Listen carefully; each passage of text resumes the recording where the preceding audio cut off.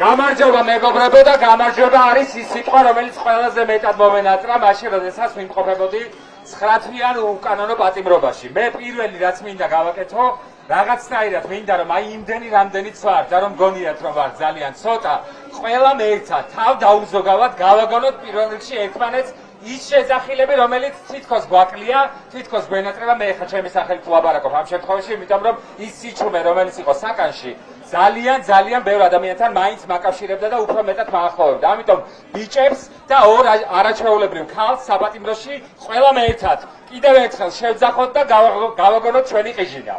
ყველამ ერთად. თავისუფლება რეჟიმის წევს! გამარჯვება საქართველოს!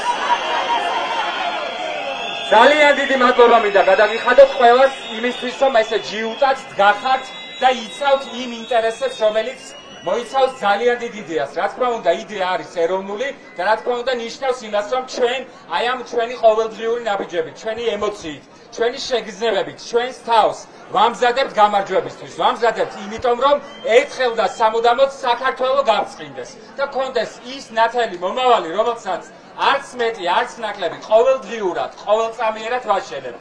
ჩემი თხოვნა არის ერთადერთი. ყველა ის ადამიანი, ვინც ვდგავართ აქ, ვინც უამრავს ვეკონტაქტებით ყოველდღიურად, რაღაცნაირად გავუზიაროთ ჩვენი ხედვები, ჩვენი ემოციები იმ მომავალთან დაკავშირებით, რომელიც ძალიან ახლოს არის და რა თქმა უნდა ეს მომავალი სათაურდება ერთი სიტყვით და ეს არის გამარჯვება.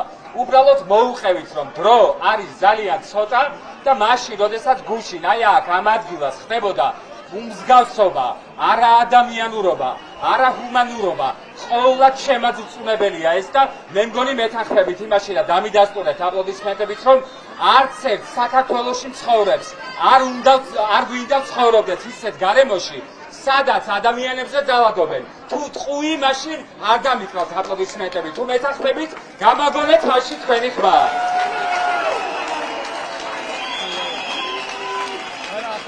სათქმელი მაქვს ერთი.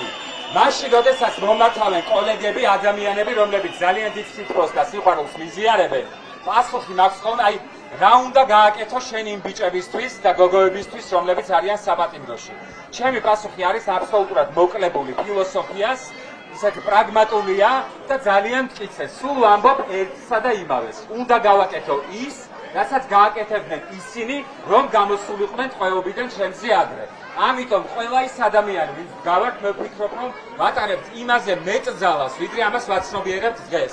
ამიტომ საქართველოსთვის, ჩვენი მომავლისთვის, ჩვენი ნათელი მომავლისთვის არ დავიზაროთ, სადაც საჭიროა გავამხნევოთ ერთმანეთი. მე მგონი ისედაც ისტორიულად ვიცით, რომ მებრძოლი თანამებრძოლს უყურადღებოთ არასდროს ტოვებს და თუ იქნება საჭირო ხელის გაწოდება გავუწოდოთ, მაგრამ არ შევცოტავდეთ და პირიქით ვაჩვენოთ რუსულ რეჟიმს, რომ ჩვენ გამარჯვება შეგვიძლია. ჩვენ გამარჯვება დავიმსახურებთ. ჩვენ ვიმსახურებთ, ვიცხოვრობთ ბედნიერ საქართველოში. მადლობა კიდევ ერთხელ ყველას. მიყვარხართ ყველა.